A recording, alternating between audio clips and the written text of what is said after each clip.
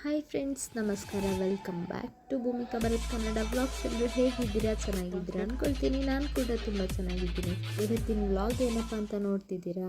ಮದುವೆ ಬಂದ ಗಟ್ಟಿಯಾಗಿರಲು ಸುಧಾಮೂರ್ತಿ ಅವರು 3 ಚಿನ್ನದಂತಹ ಸಲಹೆಗಳನ್ನ ಕೊಟ್ಟಿದ್ದಾರೆ.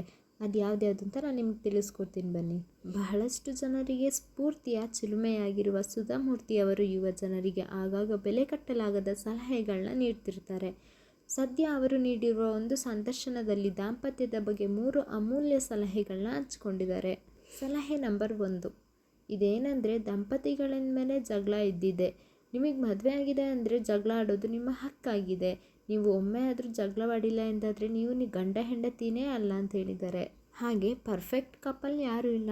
ಜೀವನ ಅಂದರೆ ಕೊಟ್ಟು ತಗೊಳ್ಕೊಳ್ಳೋದು. ಯಾರದ್ದು ಪರಿಪೂರ್ಣ ಜೀವನ ಜೋಡಿ ಇಲ್ಲವೇ ಇಲ್ಲ. ಪ್ರತಿಯೊಬ್ಬರಲ್ಲೂ ಒಂದಲ್ಲ ಒಂದು ಕೊರತೆ ಇದ್ದೇ ಇರುತ್ತದೆ ಅಂತ ಹೇಳ್ಕೊಂಡಿದ್ದಾರೆ.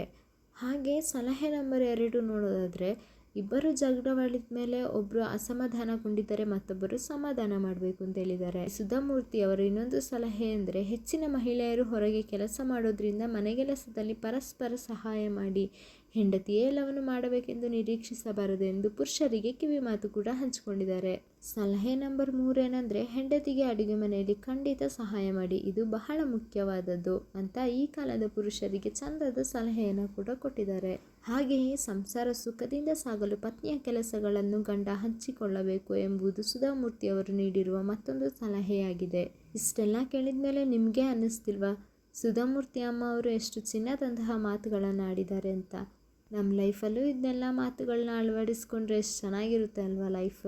ನೀವು ಕೂಡ ನಿಮ್ಮ ಲೈಫಲ್ಲಿ ಇವ್ರ ಮಾತುಗಳನ್ನ ಅಳವಡಿಸ್ಕೊಳ್ಳಿ. ಹಾಗೆ ನಿಮ್ಮ ಲೈಫ್ ಪಾರ್ಟ್ನರ್ಗೆ ಒಬ್ರಿಗೆ ಒಬ್ಬರು ಹೆಲ್ಪ್ ಮಾಡಿಕೊಂಡು ಖುಷಿಯಾಗಿರಿ ಅಂತ ಹೇಳೋಕ್ಕೆ ಇಷ್ಟಪಡ್ತೀನಿ. ಈ 3 ಚಿನ್ನದಂತಹ ಮಾತುಗಳನ್ನ ನಿಮಗೆ ಹೇಳ್ತಾ ಈ ಒಂದು ಮಿನಿ ವ್ಲಾಗ್ನ ಇಲ್ಲಿಗೆ ಎಂಡ್ ಮಾಡ್ತಿದ್ದೀನಿ. ಈ ವ್ಲಾಗ್ ಇಷ್ಟ ಆದರೆ ದಯವಿಟ್ಟು ಲೈಕ್ ಮಾಡಿ, ಶೇರ್ ಮಾಡಿ, ಕಮೆಂಟ್ ಮಾಡಿ, ಹಾಗೆ ಸಬ್ಸ್ಕ್ರೈಬ್ ಮಾಡೋದನ್ನ ಮರಿಬೇಡಿ. Thank you.